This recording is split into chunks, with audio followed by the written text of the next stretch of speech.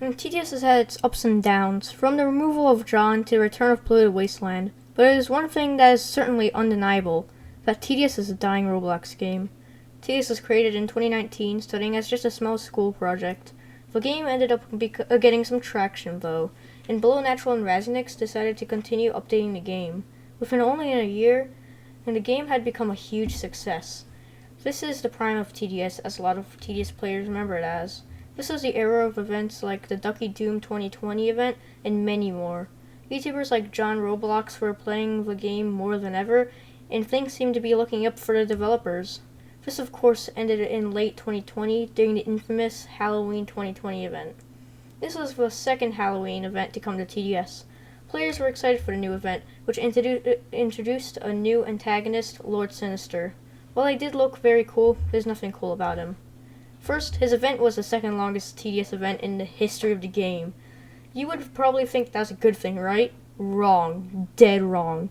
The event had no updates during it, which meant that people were stuck with all the same stuff in the game for an entire 6 months that the event existed.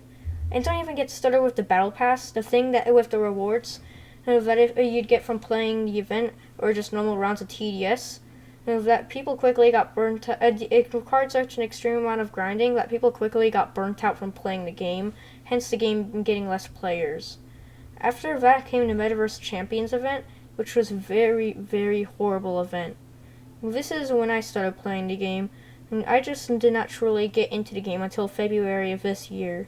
You wanna know who the wacky, scary final boss of the event was? A dancing Arthro character. No joke, the event was that low quality. Then, when you thought it couldn't get any worse, Frost Invasion 2021 came, and the game was pretty much doomed to die a slow and painful death. The event lasted the longest out of every single TDS event in TDS history. The event lasted 7 months. If you watch any video from 2021, you will see the Frost Invasion at the top of the screen, showing just how long the event lasted. Right after, a miracle happened. After over a year of completely garbage events, Solar Eclipse 2021 happened, and pretty much revived TDS. Until the event ended, the game started dying again, and the devs really handled the situation poorly. What do you do when your game is dying at a fast rate and is going to be banished to Shadow Realm soon? Not release updates for several months, of course.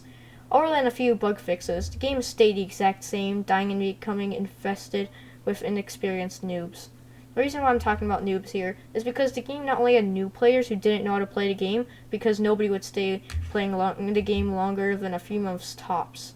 I also tend to see a lot of lowish level players, which had really old event towers, and had things like the Egg Hunt 2020 TDS egg.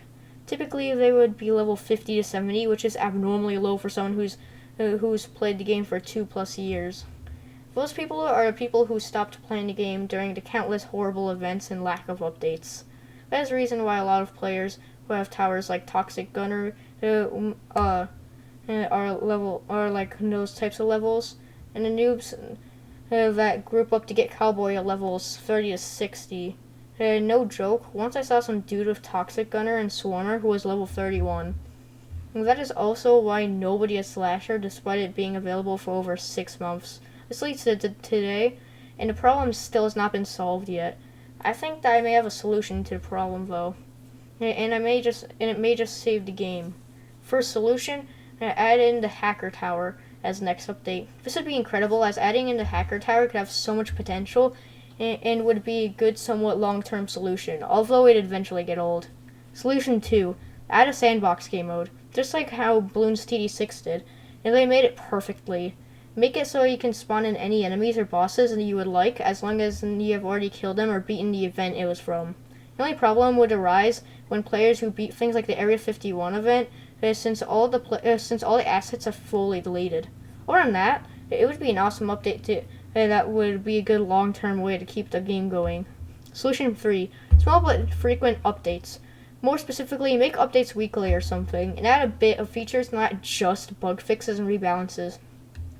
For events, announce that there will be a new event, so that everyone is just aware, and take some time off from making updates and just work on the event, and don't make it too long, or else the thing will happen again that happened with the Halloween 2020 event. Final solution: stop focusing on the quality so much. It's as simple as that. TDS is already very high quality, and we could have a TDS as high quality as real life and still not be satisfied by the lack of actual content. Also, it just wouldn't be as good looking, honestly. Focus more on the last solution, adding consistent features. Those are my 4 solutions for how TDS could be improved and salvaged. In conclusion, TDS has not been too great over the last year or two. Player counts have been dipping, and the game is just not too fun anymore for people like me who have Accelerator and all the purchasable towers and stuff. I know that I don't have Engineer. Shut up. Overall, I think that TDS could be 100% salvaged, and is not fully dead yet. Make sure to like and subscribe for more content, and I'll see you next time. See ya. But before I go, sorry that my voice kind of like stutters a bit. That's just kind of how it is. I'm not the greatest with this kind of stuff, and this is the first video, so yeah, like and subscribe if you like this and want more content. See ya for real this time.